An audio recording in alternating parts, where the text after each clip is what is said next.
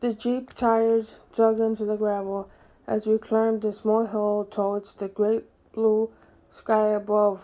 As we rounded the top, we got our first view of the mesmerizing blush gray mirror that was Lake Bogara. The lake is set against a tall dark wall of the Sriracha escarpment that runs along its eastern shore. We were in Kenya, a place that I have always wanted to visit.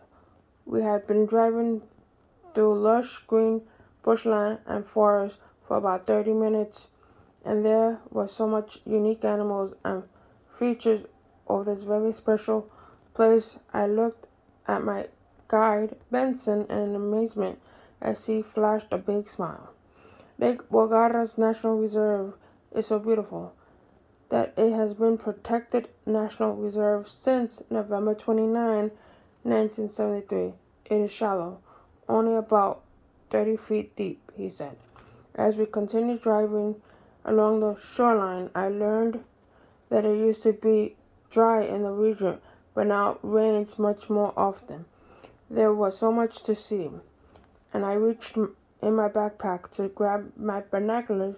When I turned around, I saw a giant wave of pink moving from the shoreline towards the lake.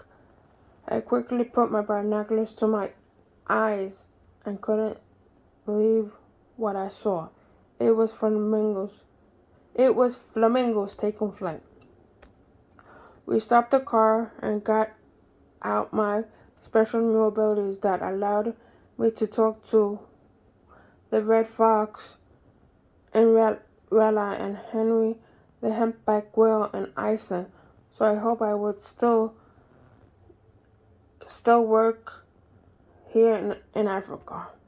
I didn't want to be rude and walked into their home without being invited. So I waved a little, but I waved a bit away and yelled a friendly hello. A large pink flamingo began walking towards me and said, "We welcome to our home. My name is Fanny. What is yours?" I was worried I could understand them. "I come from the United States," I said. "Wow, that is a long way away. I have some cousins in Florida, and I hear it's a beautiful place," said Fanny.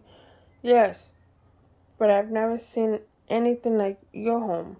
You are so beautiful and pink." "Thank you. You are kind. Our feathers are a unique color because of our diet we eat. A special kind of algae that is in this lake. When I was a little girl, I was white. I thought I would never get my color, and my peers laughed at me.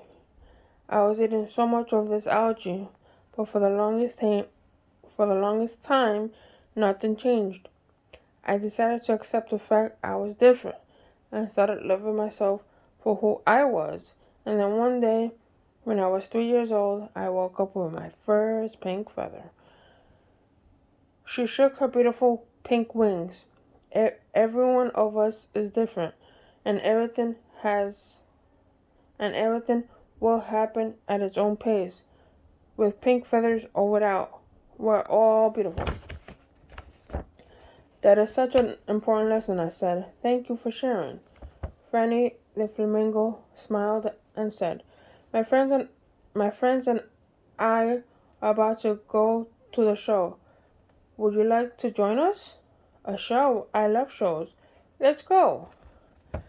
We walked for a few minutes along the river, arriving at an area near the lake that was bubbling water. This is the Labura Glacier. Lake Bogara has over 200 springs and its glaciers, some of which are still active. The lake has the highest number of glaciers anywhere in Africa. You can even boil an egg in the water. Just as Fanny finished her sentence, The water began to gargle at an incredible intensity. We took a few steps back. No! The water exploded out of the earth, shooting 20 feet into the air. All of my pink friends and I let out a cheer. Yay! The glaciers will one day be gone as the pressure below fades over time due to the rising water levels. The glaciers are becoming submerged underwater and are no longer as visible as they once were. I felt grateful to have seen such a natural and beautiful show.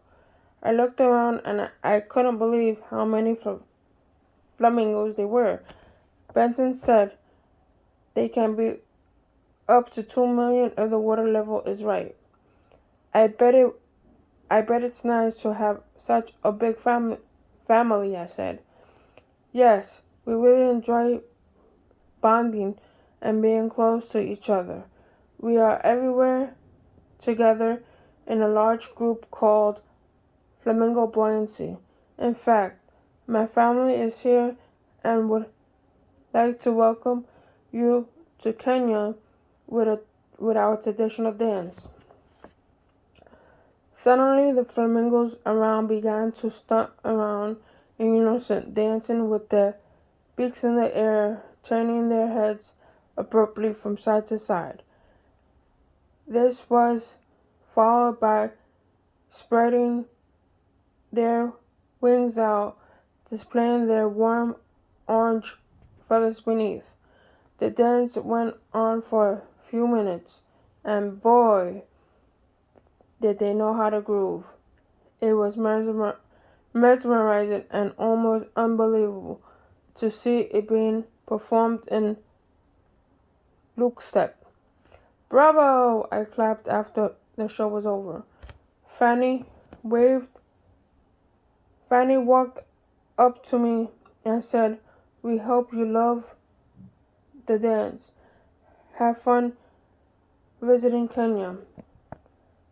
I said goodbye to Fanny and thanked all the flamingos for their kindness and for showing me the world. Bye!